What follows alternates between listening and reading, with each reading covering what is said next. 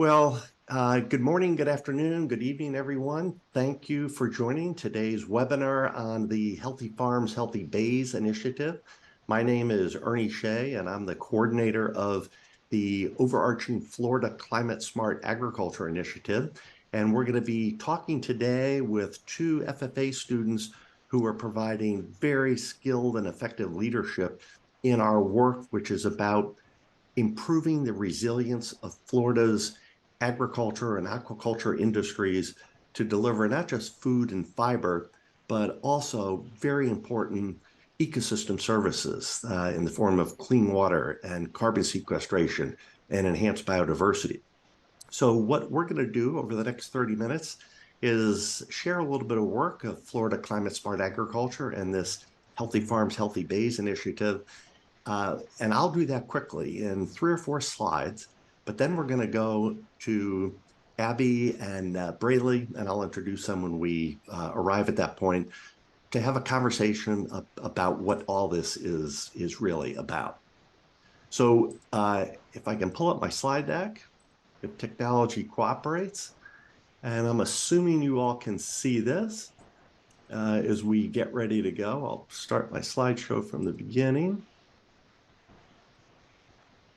And so, Abby and Braley, can you see that?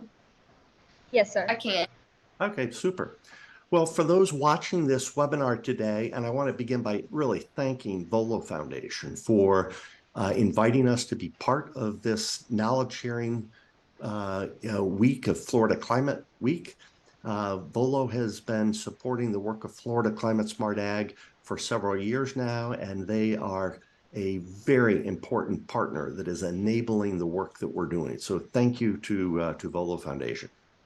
So Florida Climate Smart Agriculture, you probably haven't heard about it because it's a growing, evolving initiative, is really about bringing farmers, ranchers, forest landowners, and aquatic stakeholders, along with conservation partners, into a conversation about the future of Florida agriculture. And what we're doing is we're identifying and implementing what we call climate smart agriculture systems and practices that are going to benefit not just producers, but also the everyday citizens of the state of Florida. It's led by people that make their living off the land, and we certainly are doing it in close partnership with government agencies, with academic partners, businesses, and others. We have a number of initiatives that we're working on, but today we're going to be talking about Healthy Farms, Healthy Bays. And this is a place where we're connecting what we call the upland farmers and ranchers and forest landowners who make their living off the land with the downstream aquatic fishers and those that farm the water or those that are involved in recreational sport fishing to come together and through kind of a cross-boundary, uncommon collaboration project, have a conversation about what they could be doing together to improve the productivity of their base of operations and concurrently improve the quality of the water, improve the quality of the environment. And it's about really helping support a sustainable, viable agriculture and aquaculture industry over the long term in a way that delivers public benefits, clean water, soil carbon sequestration, biodiversity, food production. All of these things are outputs of successfully managed farming, ranching, and aquaculture operations. The end product of this exercise is to develop and advance a roadmap that will spotlight changes that are needed in land use, the way farmers farm, the aquatic stakeholders, the way they harvest shellfish, the ways in which we go about implementing conservation practices and systems and restoration programs that strengthen both of these productive platforms.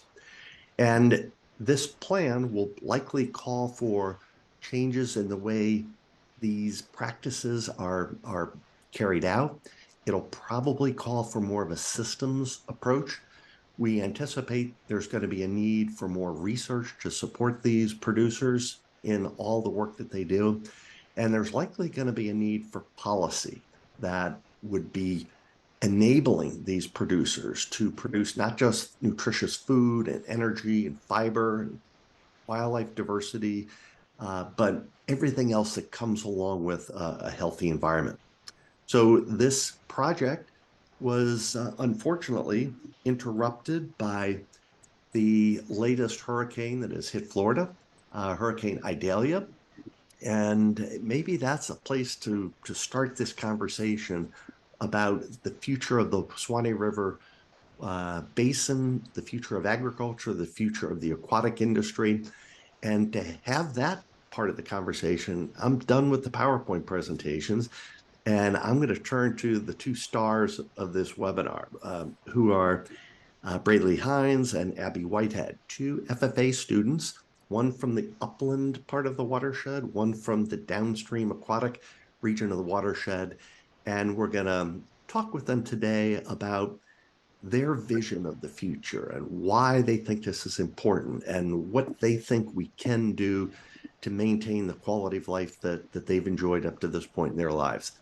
And if anything we've learned with Healthy Farms, Healthy Bays is that we have to pay attention to the next generation because we're plotting a future that they will live and manage and be subjected to. And if they are not involved in this, then we're missing an important contributor. So with that, I think I'm just going to start with Bailey and Abby introducing yourselves. Where are you from? Where are you in school? What's your focus with FFA? So Bailey, let's start with you. Welcome and tell us a little about yourself. Well, thank you for having me today. I live about 30 minutes away from Florida. Your audio is breaking up just a little bit. Maybe if you could lean into the microphone or maybe it's just spotty internet service. Of course, always. So I live about 30 minutes away from it. Oh, and Bradley, we're having that same problem. There's no audio now. So why don't we just put you on pause for a minute and go to Abby while maybe the internet signal will come back. So that's what's fun about this. It's a conversation. We deal with the real world. So Abby, while Bailey reconnects here, tell us about yourself and what you're thinking about at this moment in time. Hi, my name is Abigail Whitehead. Everybody calls me Abby though, so we'll go by that. I am a sophomore at Dixie County High School. I'm a member of the Dixie FFA chapter. Currently, as you can see, wrong side. I'm sitting in our ag shop to do this interview. I am one of the aquatic stakeholders for the Healthy Farms, Healthy Bays initiative. I was raised in Horseshoe Beach, Florida. I'm a fifth generation aquaculturalist. My great grandpa was one of the founders of Horseshoe Beach, Florida. So he was there even when it used to be Shelton, Florida. So it's really just been a generational thing for me. I was very fortunate to be born into the aquaculture industry. And I grew up thinking it was stuff that everybody knew. So to be able to educate others about the aquaculture industry, something that I'm so passionate about, it has such a special place in my heart, and that I never realized so many people didn't know about, is really an honor to have. Great, Abby. Well, so you're our downstream FFA leader in the project, so thank you. Braley, back to you. Maybe we have a little stronger internet signal here. All right, can you hear me now? Yes. Is it better? All right, okay. So my name is Braley Hines, and I am on the upland farmer side of the Healthy Farms, Healthy Bays. I am a senior this year at Bell High School. I'm a member of the Bell FFA chapter. So for me in FFA, I've taken on some more leadership roles within that and done public speaking. I currently serve as our district secretary and then our sub-district's chair. Within that, I am the sixth generation to be born and raised on my family's farm in Gilchrist County, and we grow numerous crops, including corn, peas, watermelons, jalapeno, habanero, and zucchini, and squash. So we grow several cash crops, and we have cattle here in Gilchrist County. Well, great. Well, And I have to, the common sorry. denominator is you're both growing and harvesting high quality food that the rest of Florida and probably parts of the Southeast or maybe the whole East Coast enjoy. So as food producers, downstream and upstream, you share a common bond, and another common bond you share is that you both just suffered through the latest hurricane that's impacted the Suwanee River Basin, Hurricane Idalia, which came ashore in the Big Bend area and did a lot of damage. How did your home places make out through this latest hurricane? Abby? Um, it was extremely bad throughout my area. Dixie County was hit pretty hard. Horseshoe doesn't even look like Horseshoe. It had a lot of my family very emotional because those houses that were there for all of my mom's childhood, those places that have been there that my grandpa helped build, all of it's gone. You have the place where my aunt and uncle got married is now sitting in a ditch, barely intact. And it's caused people to lose their homes, their entire lives. It's caused a sense of there is no normal left over. And it's something that's crazy to think about because it really shows you how much you need to appreciate what you have, because you started off and we had a normal day and then we were, oh, it's just another hurricane. You come back, everything is gone.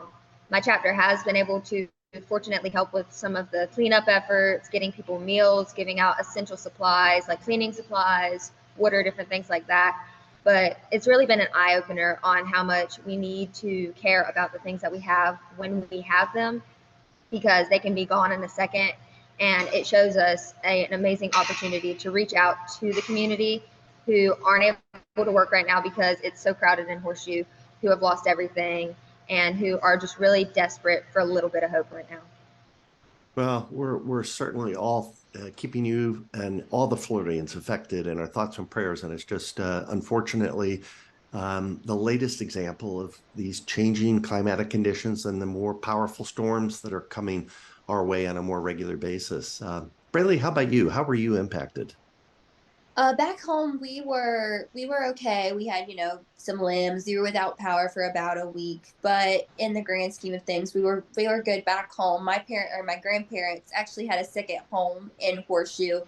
They had a tiny home and a camper that they were able to move out, but they had a trailer shed that was up on some stilts, and that actually washed away. It was in a canal, and it got featured on, I think, several weather channels like Fox and the Weather Channel. It was on there. So it was definitely going back to Horseshoe. We pulled our trailer out of the canal. So seeing so much destruction, and it's definitely, you see it on the Weather Channel and on the news, but I don't think anything prepares you for that until you're actually walking around and seeing that destruction. And I think, kind of like Abby said, it just reminds us to keep those people who have lost their main home and their livelihoods in our thoughts right now. So the Suwanee River Basin that you both are part of and live in is a very, very valuable ecosystem watershed in the state of Florida.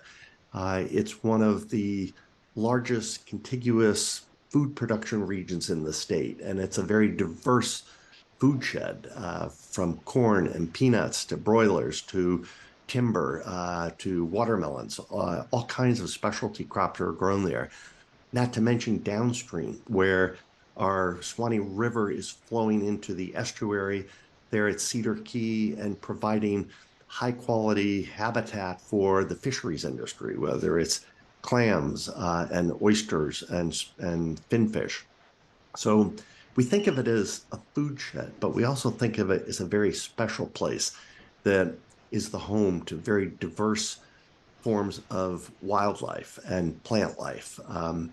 And what we're about is protecting that, helping it become more resilient, and helping it scale up all of those outputs, not just the food, but those, we call them ecosystem services, those other outputs that come when farms and aquatic operations are sustainably managed. So that's the vision, that this watershed can continue to filter and store water so that the aquatic resources are there, that the shellfish industry can bloom and grow. And that takes changes because these flashy storms, these hurricanes that bring intense periods of torrential rains have a significant impact on soil erosion getting into waterways, on nutrients leaching from farm fields, getting into water that then flows downstream and creates algae blooms. And there can be some negative impacts if we aren't managing the landscape in a way that is maximizing the productivity of the farm and simultaneously protecting the downstream resources. So this conversation that we have in Healthy Farms, Healthy Bays is about a coming together of the aquatic stakeholders and the land-based farmers and figuring out what can be done to scale up more conservation practices that are delivering these outputs. So, Abby, let's go back to you. As you think about the future of the fisheries industry and the need for maintaining the quality and the quantity of the flows that come down the Suwanee, what is it that you think is most important, or where do you see a real opportunity to move from perhaps a trajectory of degrading resources to one of improving resources? What thoughts do you have for those watching today's webinar? I feel personally that the most important way, or the most important course of action for us to be able to preserve these resources, is education. Like I said, growing up in the aquaculture industry, I thought it was my normal. When I first joined FFA, I didn't even think about it. I'm like, I don't want my seafood as an SAE project. It's something everybody knows about. I don't want to have something everybody's going to know everything about. But then as I've grown in the organization and as I've gotten to speak with other people, I've realized that so many people are uneducated about aquaculture. So it starts with just getting the information out here. We are going to have all of our resources slowly just degrade, and it's going to affect the aquaculture industry. Here are the issues we're facing, and here's how you can help. Making it where people are aware that this is something that affects them, because even though Florida has the longest coastline of any continental United States, people don't realize what's right outside their back door. And another part of it too is educating young people. We are, as you said, the future of the agriculture industry, and that includes aquaculture. I know personally, I'm writing a book right now that should be published hopefully soon, and it's about aquaculture because I want these kids to understand this is something you can be a part of. This is something that's right in your back door, and it's something that you can help with. So just making sure that the public and that our youth is aware that this is something so important to their everyday lives. That's super.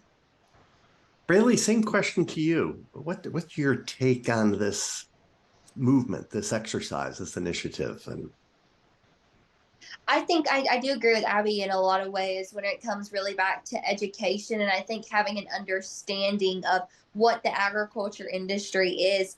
And a lot of times, we see people say things, and as agriculturalists and people involved in agriculture, we note that's not true. But the sad fact is many people, they're not coming from rural communities anymore. They're not coming from a farm. They're not coming out of the aquaculture industry. So they don't understand it, and not understanding it leads them to believe that it's not important. And I think coming from the agriculture inland side of things, I see my family implementing BMPs or best management practices and watching them conserve water and ensure that when we fertilize, we're not fertilizing before a hurricane or a rain, to ensure that we're not leaching those fertilizers from our plants and through the soil, and taking steps and precautions to ensure that we're using our natural resources to the best of our ability, and helping people understand that,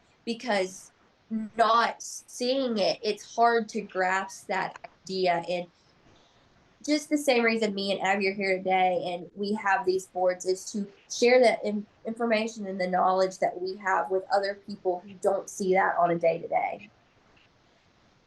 so Common themes there. Education is so critically important. And boy, there's so many dimensions of education from what science tells us. And that's why we are partnering with the University of Florida Institute for Food and Agricultural Sciences unit, IFAS, so that we're science based in our decisions that we're making and the practice that we're deploying.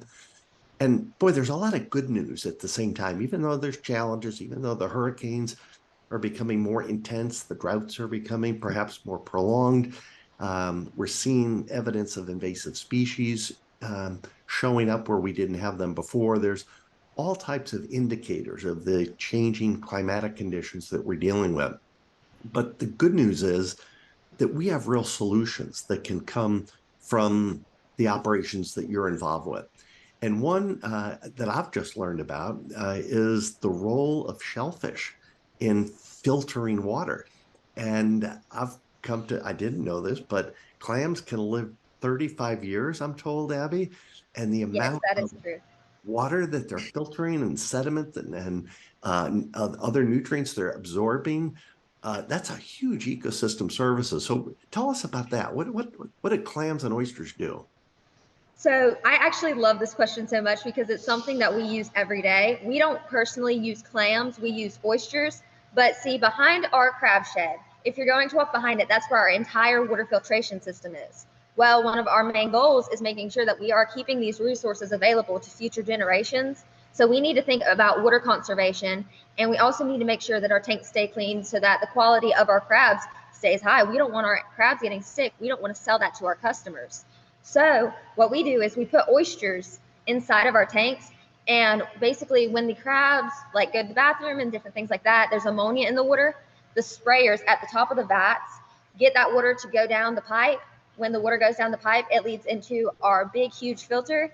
And inside of that, the oysters will, I like to say, eat the ammonia. So they take all of that out of the water. And then you have the same exact water again that gets to be used over and over and over, but still keeping that amazing quality. And so it all just comes down to how you're making sure that the water is going into the pipes, because if your filters are going too fast, then the crabs can't get oxygen off the tops of the tanks. And if it's going too slow, then ammonia won't filter fast enough because our oysters are in separate tanks. So then the crabs will still die. So it's a very detailed process, but by using those oysters, we're using something that is natural, and we're also making sure that it's where we're reusing our resources to the best of our ability. Wow, that sounds like the new term buzzword around the world is nature-based solutions, and that's a great Yes. example of one. Who would have known? You can produce food and deliver high quality environmental improvements at the same time. That's really cool. Exactly. So Braley, upland, those that are growing corn or peanuts or poultry or whatever are using the resource base to produce a high quality food source.